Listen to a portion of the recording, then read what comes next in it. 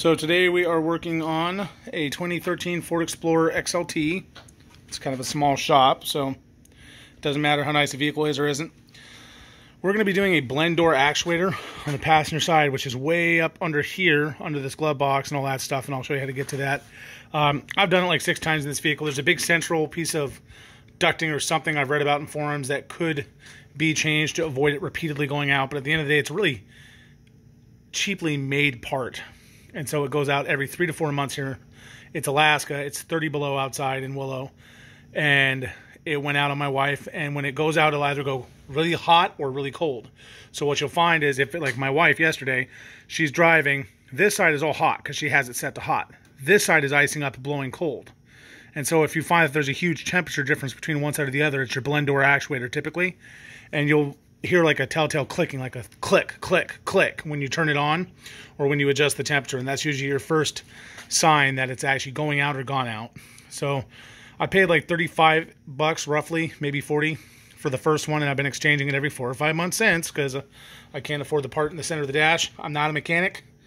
I'm not an expert. I'm somebody who's figured this out and done it a couple times. So I'm going to try to walk through it step by step. If you're going to comment on poor video quality, poor commentary, or anything like that, I'm not a pro. I don't care. I'm just trying to help some people out because I know I would have appreciated a really nice video on this. Some of the tools I use regularly are, of course, any sort of shop light, whether you have a battery one or that one or a headlamp or whatever works for you. I use one of these picks because there's actually a string, like in a reeling string, that clips onto the side of the glove box to help it close and to keep it that way. And my hands don't fit in there well, but this is very handy for that, so I always pull that out. I just get your basic screwdriver because there's some clips under the glove box to remove it, and they're plastic with a tab, and my fingers don't fit in there, so I just use this, and you'll move those clips inside. I'll get to that point when I get there and can better show you. And then I also use my little impact gun with my 1/4 inch bit that fits in there. I bought a 3-pack, so I have 1/4 inch 3/8. So if I'm loosening little tiny bolts in a repetitive area that I have good access to, I use it because I'm fat and lazy. What do you want from me? So one of the first things we end up doing as we're doing this repair typically, or at least that I end up doing, there's a couple of them, is I always open the glove box when I get to there. I do that, but it's easier to remove that trim when the glove box is open. And it takes a bit of a yank. I would recommend not doing this sort of stuff in the cold. Like, I would never do this outside as it's 30 below, or this thing would probably already be in pieces. Because, you know, plastic gets really brittle and stiff. Right down here, let me see. Oh, fat and old, bear with me. Right down to the right of that glove box, you can see that little metal fitting there, or plastic fitting on the side. It's like white next to the blue paper. Let's see if I can get this held to where I can point to it. Right here.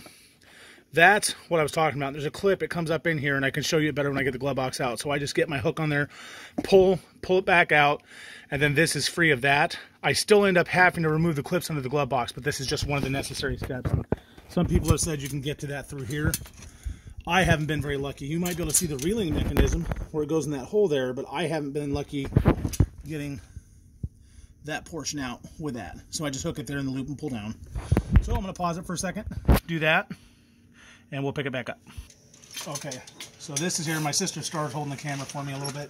So all I do is I take my hook and I just hook around that whole loop, and I pull down and out like that, and I just let it go back in there because this helps hold it in. And under here, there's some tabs I've got to get to that are really hard to see, and I don't think I'm going to get a good camera angle. And once I get those off, hopefully I can show you what they look like. So I'm going to go ahead and take those off. You can feel a tab underneath here with your finger, and that's what they look like there. And the first time they might be super stiff or very annoying every time, really, but that's kind of the nature of the beast. And then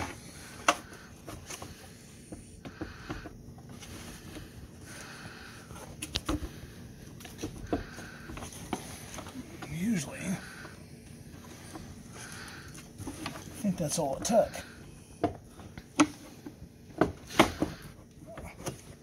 Hold tight. Now, I always just chuck this in one of the seats. Do with it what you will. One thing I will warn you though is as you're removing this stuff, your contents of your glove box and the shelf above it, like this here, can you see this in the camera, Scar? Yeah. Is going to end up falling out. I always try to keep a spare light bulb. So I'll chuck it somewhere safe because this is going to end up coming off. So as we do that, we can now see back in here, and our part is back here, but we don't have good enough access to it yet. So I got to get this off. And right here, where my screwdriver's pointing, if you need to, Star, you can get further in here, or I can grab the camera from you. Right here, there's a row of screws. 1, 2, 3. There's not one here. 4. And below this trim up here, there's another. And the easiest way is now that the side trim's off, you should be able to just pop this trim out. Again, I discard it anywhere really. And there's 1, 2, 3, 4. So I'm gonna pause this. I'm gonna grab my little magnetic metal bowls because I'm notorious for losing screws. And then after that, we'll be getting really close to the meat and potatoes of the issue. And one thing I should have mentioned at the beginning of the video, so I'm sorry if you've already gotten to this point. I hope you watch the video fully before you do it. If your heater, the side that went out, that's not adjusting, like this side was always blowing cold. My wife could have that side hot, but this side was blowing cold. Turn your heater, both sides, all the way to cold. And that way, when you go to hook this up, you'll see the part I'm talking about. There's going to be a part 2 video because once I take this out, I have to take it to Napa, get the replacement part, and then come back. So it's going to be a 2-part video. But when we go to align the sprocket on there, hopefully that'll make it easier. More often than not, it does. But if you don't, it's just going to be sitting there searching and searching, and you'll be trying to time it when you plug it in. It's a pain in the butt. So set it to whatever side. If the side that went out is hot, set it to the hot side. If it went out on the cold end, set it to the cold side. And that way you should be able to auto align it, and it makes it last a little bit longer. So I'm gonna go get my magnetic bowls, check the size of that bolt, and I'll be right back with you. All right, here we are again. You can see my metal bowls down there. They just help hang on to the screws, the metal clips. Basically, I was trying to find a way to easily show you how those clips go in, and you're gonna have to get a light under there and lay like in a reverse, laying down, almost bridge position, to where you could look up under here where my finger is, because these line up here, and on the very edge, what happens is that pin goes in and pushes into this hole, and then this hole out to, away from, or out to the sides, and when you're removing it, it faces in. So what you're feeling for is this clip is going to be under there like that, so you'll feel your finger hit this part here when you're using like your index finger like I was going, or when you saw me use the screwdriver. You can check it, and then you feel it, and you just put it on there, and they pop out. Once they've been out a couple times, it's really easy. Unfortunately, if you're doing this for the 6th or 7th time like I am, it gets a little agitating. But I got my fancy gun here. These are 7mm, or at least 7mm works on it. There might be another size.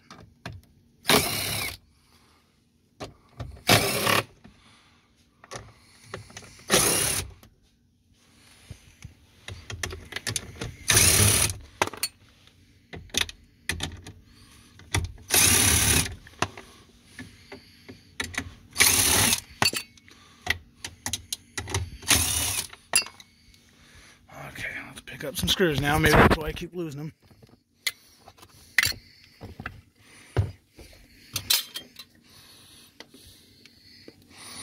I should have the 1, 2, 3, 4.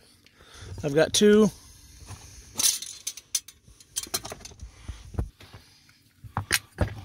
3, 4. Huh, yeah, the other 2 are stuck on the bottom. So there's those 4. These ones I'll just grab. 1, 2. I've heard of people losing one of these and it not being a big deal. I try to keep on to them, but I'm also not perfect. I have lost a few things. So you should be able to just grab onto this now and just give it a good firm yank to the rear of the vehicle. That opens you wide up. Now one thing, this is where you got to be careful, because there's also this actuator, the white one. I haven't changed that one. I don't know if that's the mode one they talked about or I've heard about. I've just never looked into it. But I've never had that one go out. Let me get my light hung up in here somewhere.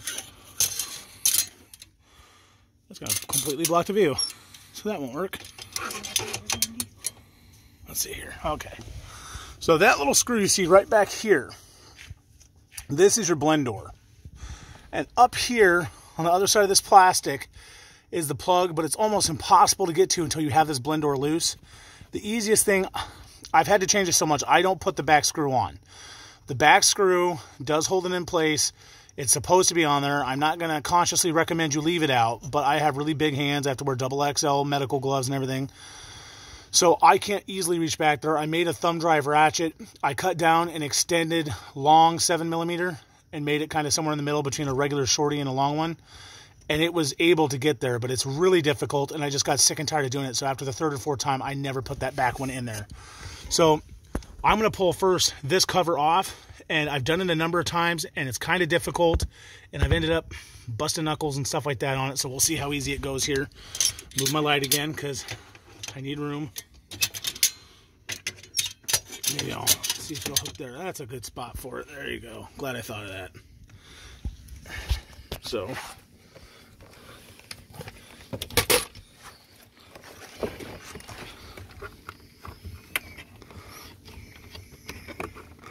there's not a lot of room in here for, I mean, there's metal that's sharp everywhere.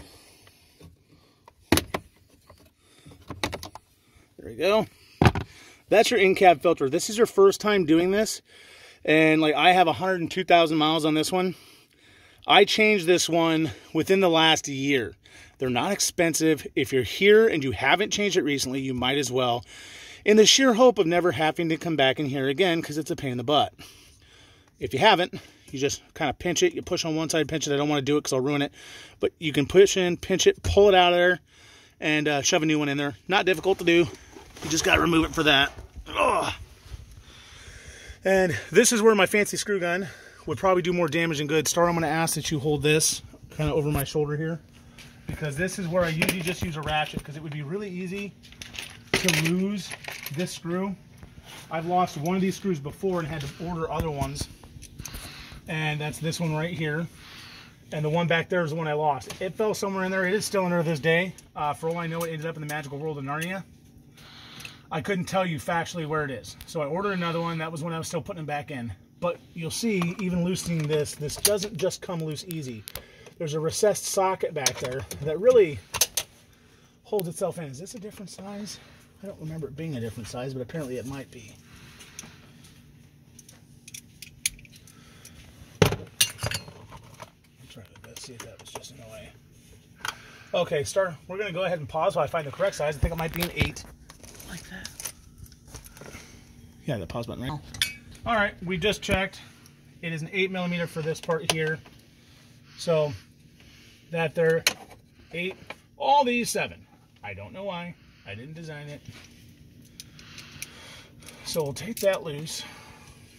And I've dropped this one a dozen times too. I'm not by any means graceful or nimble-handed. So if I drop it, I drop it.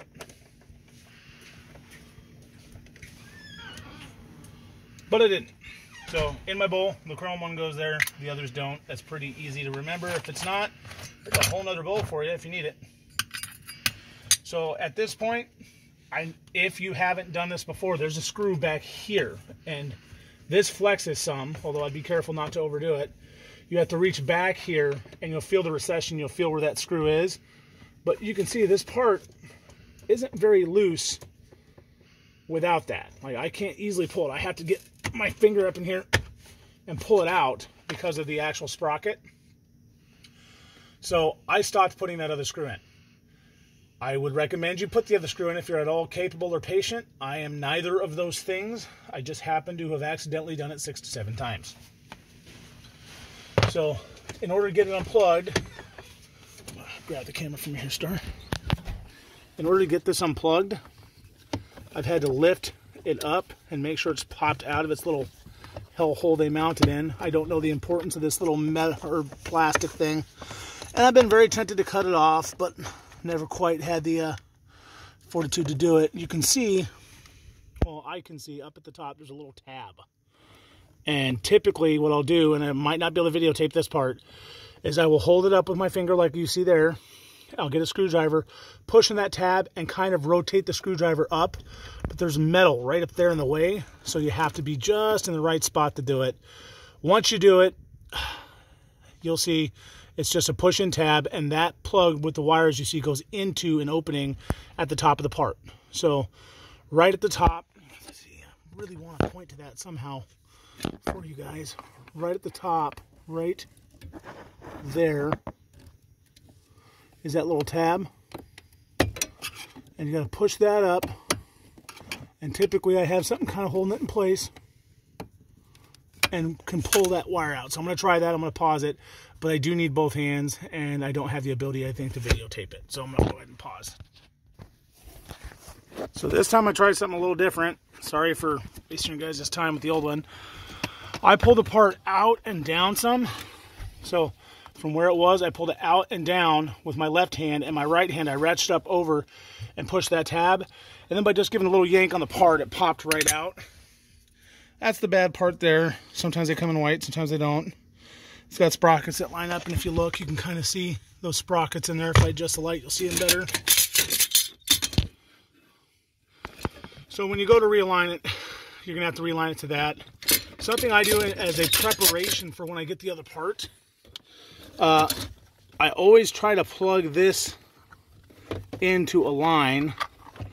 So I remove this plug up over the top, and I have it out over here, because what it'll allow me to do is I'll take and I'll start the vehicle, or at least turn it into the accessory on position where the heater would be on, and I'll plug that part in.